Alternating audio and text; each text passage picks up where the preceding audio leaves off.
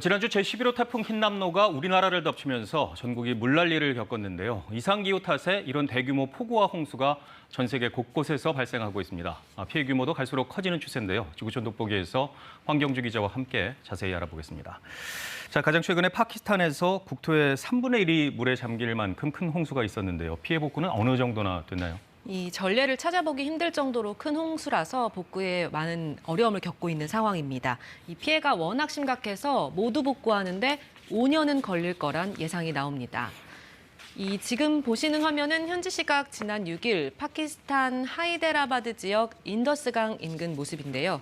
이 마을 전체가 물에 잠겨 있습니다.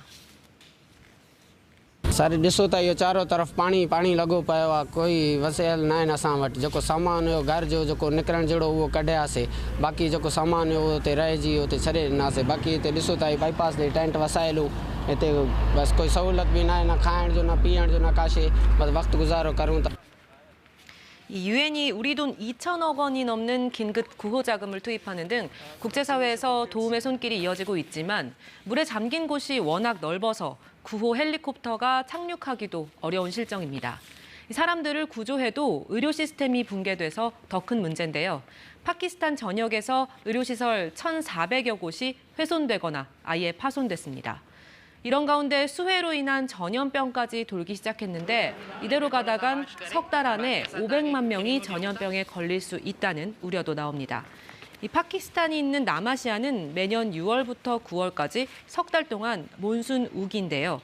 올해는 지난해보다 빙하가 3배나 더 녹으면서 홍수 피해를 키웠습니다.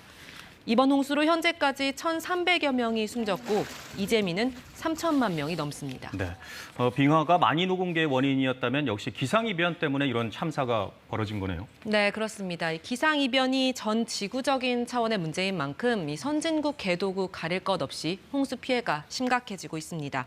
이 미국 미시시피주에서는 지난달 말 폭우와 홍수로 강이 범람하면서 잭슨시 일대가 침수됐는데요. 상수도 시설이 망가지면서 주민들이 수일째 식수를 공급받지 못했습니다. 이 조지아주에서도 이달 초 물난리가 나면서 비상사태가 선포됐고요. 지난 3월에는 호주 남동부 뉴사우스웨일스주에서 역대 최악의 홍수가 발생해 9명이 숨지고 가옥 만 채가 파손됐는데요.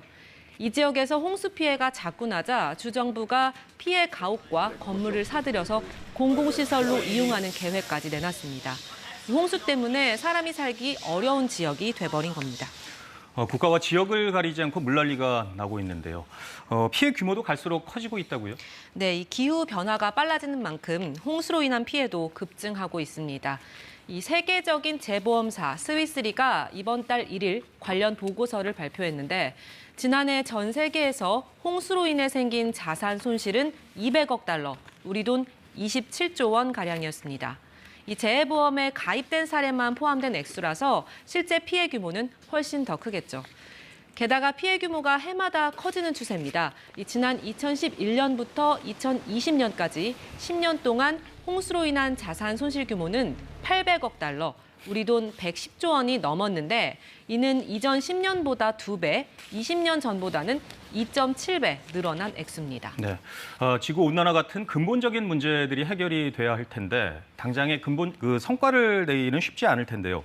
눈앞에 닥친 자연재해를 어떻게 극복을 해야 할까요? 네, 이 피해 또 복구와 예방으로 나눠서 생각해 볼 수 있겠는데요. 먼저 미국과 프랑스, 튀르키예는 재해 보험을 의무적으로 가입하게 해서 홍수 복구에 대응하고 있습니다. 특히 미국과 튀르키예는 대재해 채권을 도입해서 보험금 재원을 마련하는데요. 큰 재해가 생겨서 보험사가 보험금을 지급할 능력이 바닥나면 채권을 발행해서 자금을 조달하게 하는 겁니다. So we need to think about our changing climate and the fact that we need to prepare for these, big rainfalls and big flood events. We also need to look at improving our infrastructure as well. Infrastructure can also save lives. 이 홍수를 예측하는 것에는 과학기술의 발달이 도움이 되고 있는데요. 구글은 지난 2019년 홍수 예측 AI 시스템을 인도에 시범 도입했습니다. 하천 유역에 3D 지도를 구축하고 물 흐름을 예측해서 대피 경보를 내리는 겁니다. 인도에서는 이 시스템을 이용해서 홍수 24시간 전에 90% 정확도로 대피 경보를 가동할 수 있게 됐다고 합니다. 지금까지 지구촌 돋보기 황경주였습니다.